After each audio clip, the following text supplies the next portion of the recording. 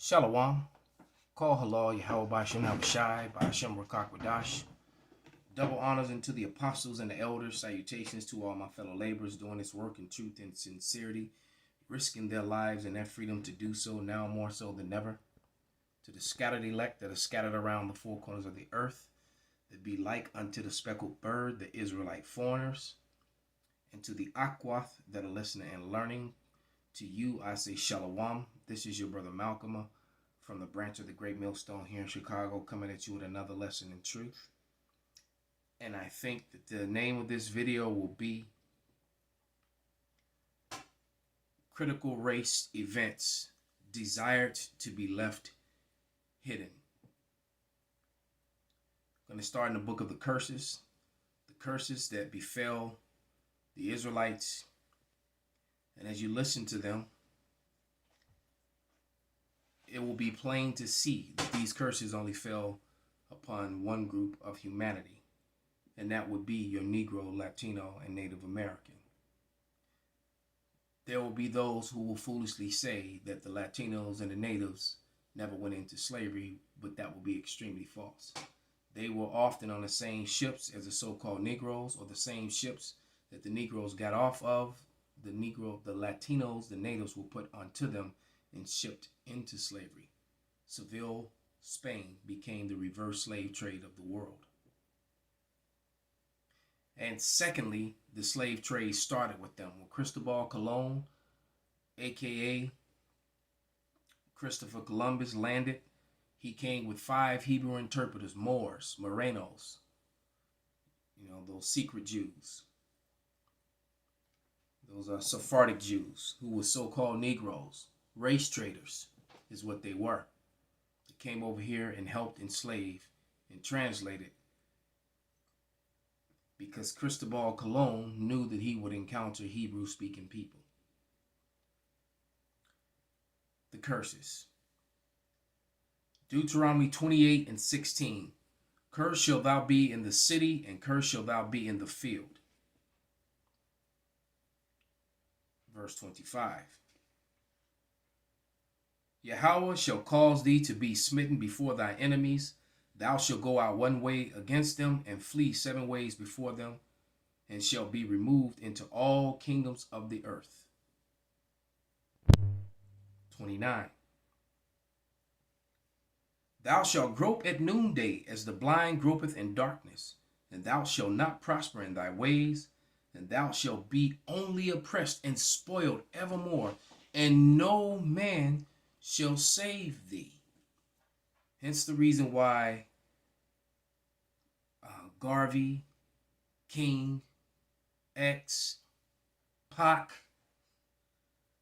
no one was able to save us from this condition, because this was part of the curses. Our women being against us, it's part of the curses. Verse 30. Thou shalt betroth a wife, and another man shall lie with her. Thou shalt build an house, and shalt not dwell therein.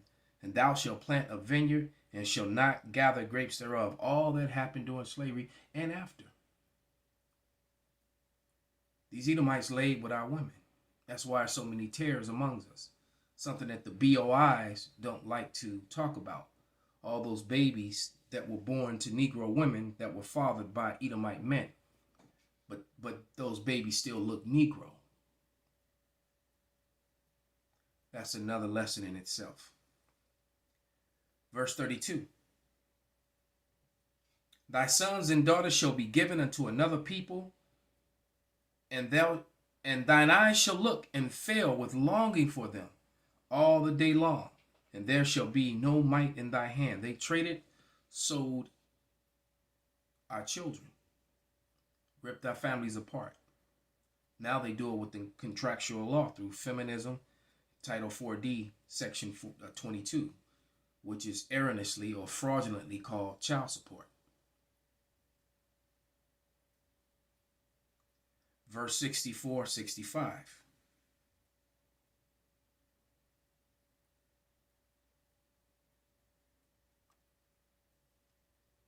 And Yahweh shall scatter thee among all people from one end of the earth even unto the other.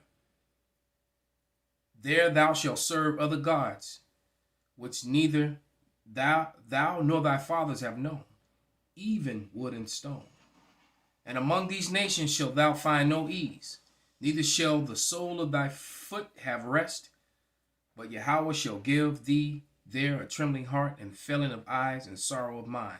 That's why you have so many coons get on and try to defend Esau, Edom, or come against critical race facts. I'm not going to call it theory. All right. Theory is talking about our guesses, educated guesses and that sort of thing. We're not talking about theories. We're talking about facts. You know, through this system that you're going to hear, the oppression didn't end when the physical slavery ended. Contractual law kept our people bound in the same way. Our women never stopped being against our men. The first chance that they got to come against us when the system gave them freedom from patriarchy, from their husbands ruling over their houses. Look what the majority of them did. Majority of the people who grew up in the late 60s, 70s, and 80s grew up in single parent households. Why? Prior to that, people stayed together. And even if you're dirt poor, children are still better off with both their parents. So the empowering the woman over the man, well, you're going to see how this was implemented in this almost 5-minute video that I'm about to play. Deuteronomy 28:68. And Yahweh shall bring thee into Egypt again with ships, by the way whereof I spake unto thee. Thou shalt see it no more again. The it is Israel. And there you shall be sold unto your enemies for bondmen and bondwomen. That's a slave man and a slave woman. And no man shall buy you, meaning no man shall redeem you, shall save you.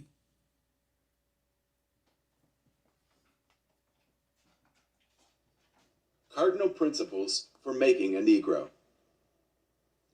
For fear that our future generations may not understand the principles of breaking both of the beasts together, the nigger and the horse, we understand that short-range planning economics results in periodic economic chaos, so that to avoid turmoil in the economy, it requires us to have breadth and depth in long-range comprehensive planning, articulating both skill-sharp perceptions. We lay down the following principles for long-range comprehensive economic planning. 1. Both horse and niggers is no good to the economy in the wild or natural state. 2. Both must be broken and tied together for orderly production. 3. For orderly future, special and particular attention must be paid to the female and the youngest offspring. 4. Both must be crossbred to produce a variety and a division of labor. 5. Both must be taught to respond to you in a peculiar new language. 6. Psychological and physical instruction of containment must be created for both. We hold the 6 cardinal principles as truth to be self-evident, based upon the following discourse concerning the economics of breaking and tying the horse and the nigger together, all inclusive of the 6 principles laid down about. Accordingly, both a wild horse and a wild or natural nigger are dangerous, even if captured, for they will have the tendency to seek their customary freedom, and in doing so might kill you in your sleep. You cannot rest. They sleep while you are awake, and are awake while you are asleep. They are dangerous near the family house, and it requires too much labor to watch them away from the house. Above all, you cannot get them to work in this natural state. Hence, both the horse and the nigger must be broken. That is, breaking them from one form of mental life to another. Keep the body and take the mind. In other words, break the will to resist. Now, the breaking process is the same for both the horse and the nigger, only slightly varying in degrees. But as we said before, there is an art in long-range economic planning. You must keep your eye and thoughts on the female and the offspring of the horse and the nigger. A brief discourse in offspring development will shed light on the key to sound economic principles. Pay little attention to the generation of original breaking, but concentrate on future generations. Therefore, if you break the female mother, she will break the offspring in its early years of development, and when the offspring is old enough to work, she will deliver it up to you, for her normal female protective tendencies will have been lost in the original breaking process.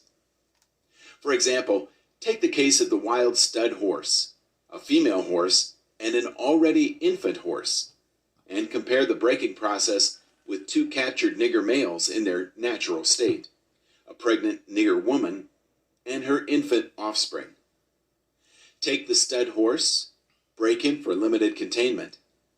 Completely break the female horse until she becomes very gentle, whereas you or anybody can ride her in her comfort. Breed the mare and the stud until you have the desired offspring. Then you can turn the stud to freedom until you need him again.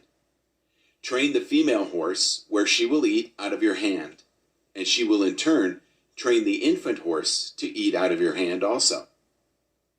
When it comes to breaking the uncivilized nigger, use the same process, but vary the degree and step up the pressure, so as to do a complete reversal of the mind.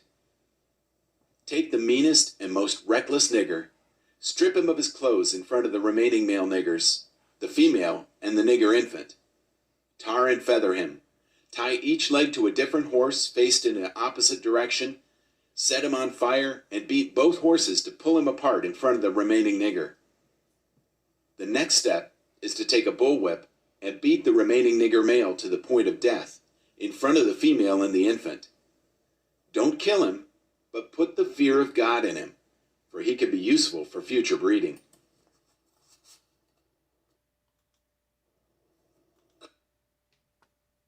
Exodus 21:16. And he that stealeth a man and selleth him, or if he be found in his hand, he shall surely be put to death.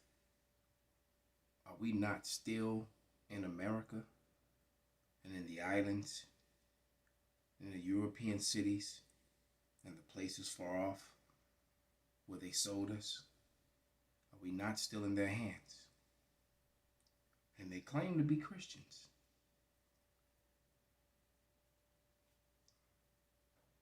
Lamentation 4:21. Rejoice and be glad, O daughter of Edom. That's the so-called white man. That dwellest in the land of Uz. The cup also shall pass through unto thee, and thou shalt be drunken, and shalt make thyself naked. That cup is a cup of slavery, and yours is going to be double. So all the brutality and cruelty that you heard, they're going to receive double. Thus says the Bible, Revelation 18:6. The punishment of thine iniquity is accomplished, O daughter of Zion. He will no more carry thee away into captivity. He will visit thine iniquity, O daughter of Edom. He will discover thy sins. Hence the reason why they want to come against what they're erroneously calling critical race theory, when it should be called critical race history.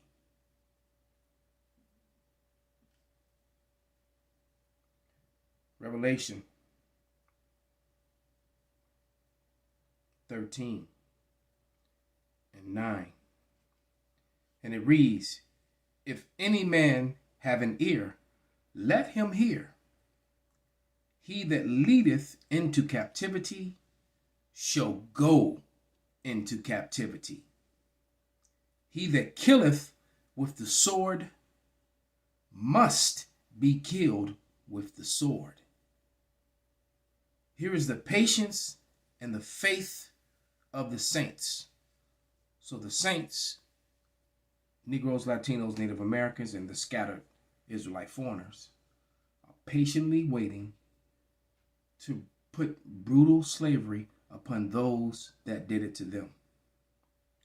Call halal Yahweh Bashim Abishai, Bashim Rakak Wadash, Wa Abba Babal, Kwam Yasharala.